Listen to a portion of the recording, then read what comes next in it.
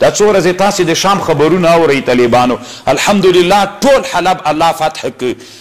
ادلب فتح ټولې ساحې فتح سولې یعنې طالبانو د روسانو له ایرانیانو سره خبرې ټلیفوني کړي چې نه څه حال سو داسې نه چې دمشق ته ورننوځي ستیخونه هغه یې څه ونیو اسکار جوړ دی د مسلمانانو د دې باب مقصد دا ده چې کله مجاهدین جهاد ته ځي نو ښځم خپله ځان سره بوځي څو ښځې چې لري پچه دې واچوي چې د کمې ښځې نوبت ووته طالبانو اسلامي امت هسې دغه علومو ته شا کړې ده په علماو کې یو څو علما راجیګ سي هغوی بس خلکو ته وي چې دا مباح ده که اسلامي امت رښتیانی طالبانو وسلو ته متوجه سو علم ته متوجه سو دا څو ورځې تاسې د شام خبرونه اورئ طالبانو الحمدلله ټول حلب الله فتح که ادلب فتح ټولې ساحې فتح سولې یعنې طالبانو د روسانو له ایرانیانو سره خبرې ټلیفوني کړي چې نه څه حال سو داسې نه چې دمشق ته ورننوځي ستیخونه هغه یې څه ونیو اسکار جوړ دی د مسلمانان سس په دې باندې چې علم ته مخ نه کوي چې علم ته مخ وکړي طالبانو دا دښمن موږ لیدلی ده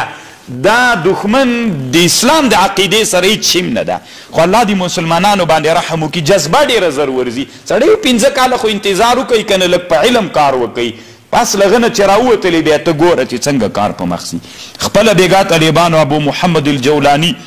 د شام د تحریر الشام د تنظیم مشر هم حلب ته طالبانو د شپې خپله دی ورغی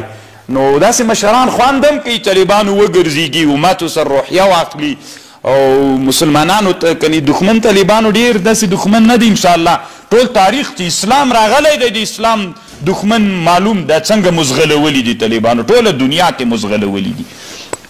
تاسې به طالبانو دا په یاد نه د کونړ یو والي اصل کې خوستی زموږ د والد رحمه الله شاګرد مو شهید سوی نور قاسم مولوي صاحب نومېده یو وخت کې د سختو حالتونو کې د کونړ والي نو بیا یوه خبره وکړله ډېره میډیایي مسوله وي کاپیرانو ته وایي راځئ جنګ به دغه وسلې چې تاسې سره دي او دا وسلې چې یو شی سو په وسلو کې نو راځئ چې 10 کسان یې ښودلي چې په 1000 کسانو جنګ د سره کوو میدان ته راسئ او تاسې وسله ډېرې لرئ نو تاسې طالبانو چې وسله کې خو سره یو شی څلو که نه نو زه فکر کوم بیا به د قرطبي خوبونه موږ وینو انشاءالله او خوبونه به هم بیا رښتیا کېږي درځه دا د پیرانو خوبونه نه دي بیا طالبانو که نه سم د رښتیا خوبونه به داسې خوبونه به چې لیدلی به هم نه وي سبا بې تعبیري او د پیرانو خوبونه رښتیا کېږي نه طالبانو او د مجاهدینو خوبونه بیا څوک سي بې رښتیا کېږي